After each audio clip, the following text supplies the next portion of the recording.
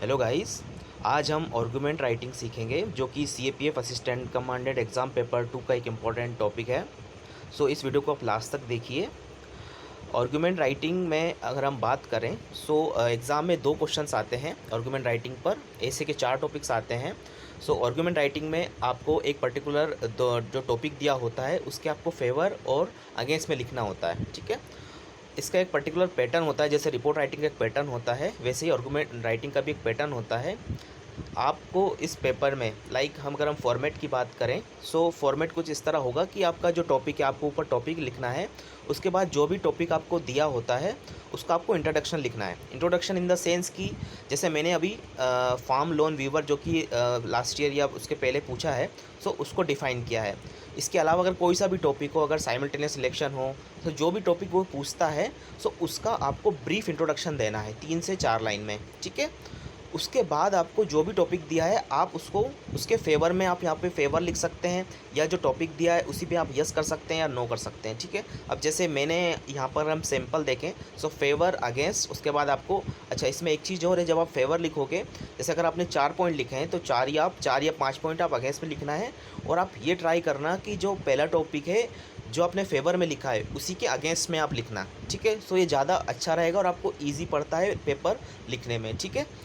इस तरह से आपको लास्ट में आपको कंक्लूज़न लिखना है। कंक्लूज़न आपको इस तरह से लिखना है कि दोनों के बीच में बैलेंस अप्रोच करके आप कंक्लूज़न लिख सकते हैं 2 से 3 लाइन में, ठीक है। अब जैसे हम एग्जांपल लेते हैं कि farm loan waiver no panacea for farmer distress, है ना।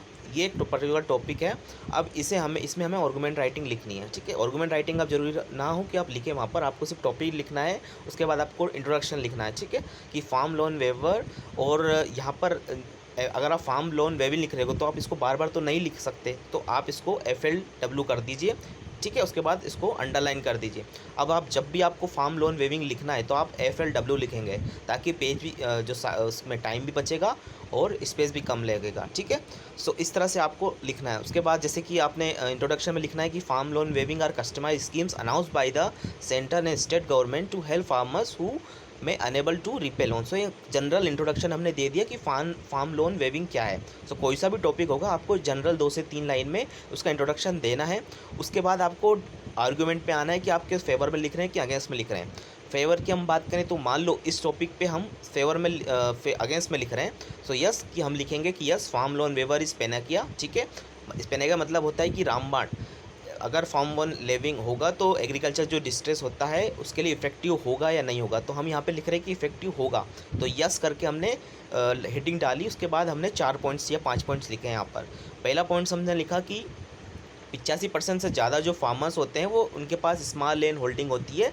जो स्मॉल और मार्जिनल फार्मर्स हम उनको बोलते हैं, और उनकी जो एवरेज ज़मीन की जो साइज़ होता है 1 से 2 हेक्टेयर होता है, ठीक है। वो कम साइज़ होने की वजह से वो लोन अनेबल होते हैं, जो वो लोन लेते हैं वो रिपे नहीं कर पाते हैं, ठीक है। उसकी वजह से अगर वो रिपे नहीं कर पाएंगे तो ये स्कीम उनको हेल्प करती है। सेकंड पॉइंट्स फेवर में यह था कि वहाँ फार्मर सोसाइटी, अगर आप लोन वेविंग करते हैं तो काफ़ी फार्मर्स जिनके ऊपर लोन ज़्यादा है तो आप उससे फार्मर सोसाइटी कम होगा, ठीक है। उसके बाद थर्ड है कि वो ड्रैप ट्रैप में फंसते हैं, क्योंकि फॉर्मल सेक्टर इनफॉर्मल जो फार्मर्स होते हैं, अगर बैंकिंग सेक्टर्स कम होते हैं तो उनको लोन लेना पड़ता है, क्योंकि फार्मिंग्स में लोन की ज़रूरत पड़ती है। तो वो किसी भी बनिया इनसे लोन लेते हैं और ड्रैप ट्रैप में फंस जाते हैं। तो ये भी उनको बचाता है अगर आप फार्म लोन वेविंग की स्कीम की बात करें। चूँकि एग्रीकल्चर मानसून पर डिपेंड करता है तो इसमें भी अनसर्टेनिटीज़ होती है एग्रीकल्चर में, तो ये उससे भी वो रिपे नहीं कर पाते और फार्म लोन वेविंग स्कीम इनसे उनकी मदद करेगी। पांचवा पॉइंट फेवर में ये है कि इससे फॉर्मल क्रेडिट सिस्टम मजबूत होता है, क्योंकि फार्म लोन वेविंग बैंक से दिए जाती है तो ज़्यादा से ज़्यादा लोग बैंक से पैसा लेंगे, और इनफॉर्मल जो बनिया टाइप जो लोग होते हैं उनसे पैसा वो कम करेंगे लेना, ठीक है। ये हम 5 पॉइंट्स हमने फेवर में लिखे। उसके बाद हम इसके अगेंस्ट की बात करें हमने जैसे कि पहला पॉइंट जो लिखा था तो हमने उसी के अगेंस्ट में लिखा है कि 85% फार्मर्स के पास लैंड होल्डिंग तो कम है, परंतु ये schemes tiny fractions of farmers के पास ही पहुंच पाती है, क्योंकि बहुत से कारणस होते हैं। जैसे कि लोगों के पास बैंकिंग सिस्टम में बैंक्स में आपके अकाउंट्स नहीं होते हैं, ठीक है, KCC भी नहीं होती उनके पास। बहुत सारे प्रॉब्लम्स होते हैं, तो बहुत कम लोगों के पास ही स्कीम्स का फ़ायदा हो पाता है, ठीक है। उसके बाद बहुत सारे हाउस होल्ड्स होते हैं जिसमें मल्टीपल लोन्स होते हैं, ठीक है। एक ही घर में आपके बहुत सारे लोग इस पर्टिकुलर स्कीम्स का फ़ायदा उठा लेते हैं, ठीक है। ये भी एक इसका साइड इफ़ेक्ट है।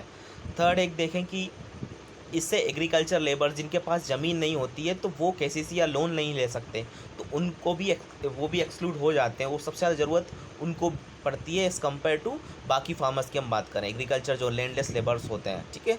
उसके बाद हम बात करें कि ये फ्री राइडर प्रॉब्लम है कि अगर आपके पास लोन आपको नहीं भी चाहिए तो भी आप लोन बैंक्स में ले लेते हैं, ठीक है, क्योंकि आपको पता है कि भाई आने वाले टाइम में इलेक्शन होंगे तो फिर से पैसा आपका माफ़ हो जाएगा, ठीक है। तो ये एक इशू हो रहेगा। उसके साथ साथ बैंकिंग का फिज़िकल जो सिस्टम है, फिज़िकल हेल्थ है, वो अफेक्ट होगी। ऑब्वियस बात है कि अगर वो लोन देते हैं और माफ़ हो जाता है तो बैंक को काफ़ी ज़्यादा नुकसान होगा। और छठा पॉइंट भी इससे ही रिलेटेड है कि ये जो पॉइंट ये जो स्कीम है वो टेम्प्रेरी है, क्योंकि आपको जो रिलीफ मिलती है वो टेम्प्रेरी मिलती है। अच्छा, इसको हम पॉजिटिव में भी लिख सकते हैं, क्योंकि रिलीफ तो एटलीस्ट मिल ही रही है ना आपको टेम्प्रेरी, बट टेम्प्रेरी मिल रही है, परमानेंट नहीं है, तो ये दोनों में ही आ सकती है, ठीक है। उसके बाद लास्ट पॉइंट हमने लिखा है कि मैक्रो इकोनॉमी को इफ़ेक्ट करती है। इसमें भी आप फेवर में एक ये पॉइंट लिख सकते थे कि ये माइक्रो इकोनॉमी को इम्प्रूव करती है, क्योंकि माइक्रो इकोनॉमी होती है लोअर लेवल पे जो फार्मर्स की इनकम को बूस्ट करती है, ठीक है। तो हम अगेंस्ट उसमें लिख सकते हैं कि इट इम्प्रूव या इंक्रीज़ द माइक्रो इकोनॉमी।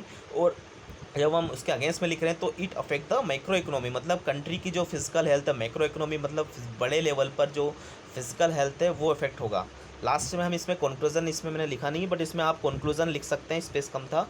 तो यहाँ पर लास्ट में आप 2 से 3 लाइन में कंक्लूजन लिख सकते हैं कि फार्म लोन वेविंग अच्छी तो है बट इसके साथ साथ कुछ अलग भी इनिशिएटिव्स आप ले सकते हैं, ठीक है, ताकि एक परमानेंट सॉल्यूशन और फार्म लिविंग की डिस्ट्रेस जो एग्रीकल्चर एग्रीन डिस्ट्रेस है उसको कम किया जाए, ठीक है। सो इस तरीके से आप एक अच्छा आर्गूमेंट राइटिंग लिख सकते हैं कम से कम टाइम में, ठीक है। ज़्यादा टाइम आपको नहीं देना है और आप लगभग 3 से 4 पॉइंट्स ऊपर और 4 पॉइंट्स अगेंस्ट में लिख सकते हैं, ठीक है। आपको ज़्यादा नहीं लिखना है इसमें, ठीक है, क्योंकि आपके पास टाइम कम रहता है। सो ट्राई कीजिएगा कि कीवर्ड्स में लिखना है। उसके बाद आपको अंडरलाइन करनी है जो भी इंपॉर्टेंट पॉइंट्स है, फॉर्मेट आप इसी को फॉलो करना है, इंपॉर्टेंट पॉइंट्स आपको अंडरलाइन करना है, ठीक है।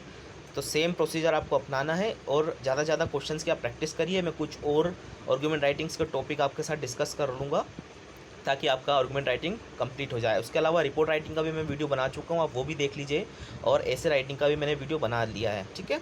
सो वीडियो को आप शेयर करिए, ठीक है, लाइक्स भी करिए और आपके फ्रेंड्स लोगों में भी शेयर कीजिए। और आपको कोई डाउट हो तो आप कमेंट सेक्शन में पूछ सकते हैं। Thank you.